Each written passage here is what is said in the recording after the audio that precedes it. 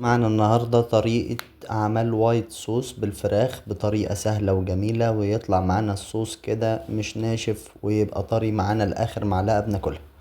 طريقة سهلة وبسيطة، ياريت تدعمونا باشتراك لو عجبكم الفيديو ولايك للفيديو.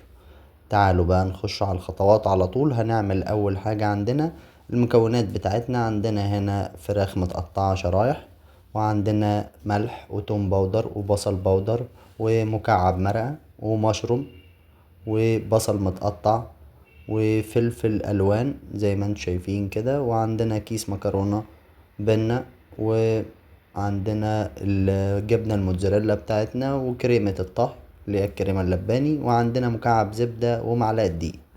نبتدي على طول بالخطوات. اول حاجة نعملها نتبل الفراخ بتاعتنا، عشان هنا في الوصفة دي مش هنحط اي بهارات ولا اي حاجة غير اللي احنا هنعملها.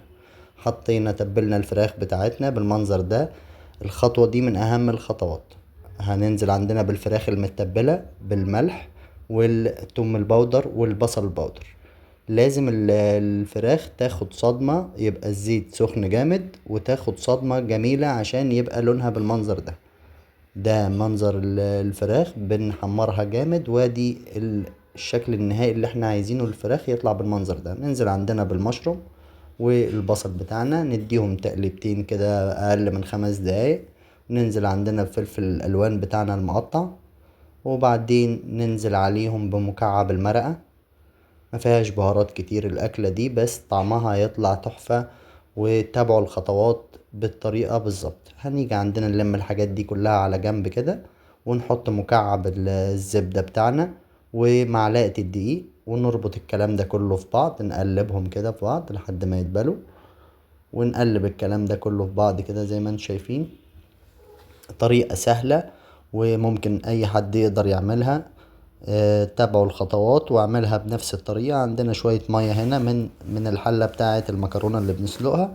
نديها تقليبة وننزل عندنا بالفراخ اللي طلعناها على جنب والكريمة اللباني بتاعتنا. طريقة سهلة وخطوات بسيطة. هنديها تقليبة جميلة، وبعد كده ننزل عليها بكوباية مية تاني من حلة المكرونة المسلوقة، وننزل عندنا بجبنة موتزاريلا. دي اخر مرحلة. نقلب الجبنة الموتزاريلا معانا كده. كل الكلام ده هيستوي على نار هادية. ده الصوص بتاعنا بعد ما استوى تماما تماما. ننزل عندنا بالمكرونة، نديها تقليبة كويسة جدا ونرفعها من على النار على طول. ما ينفعش نسخن المكرونة واحنا بنعمل الصوص، هيعجن معانا ومش هتبقى منظرها لطيف. ده عندنا منظر النهائي للوايت صوص بالفراخ او الفريدو فراخ. طريقة سهلة، وياريت تدعمونا باشتراك ولايك للفيديو، وما تنسوش الصلاة على النبي. والسلام عليكم ورحمة الله وبركاته.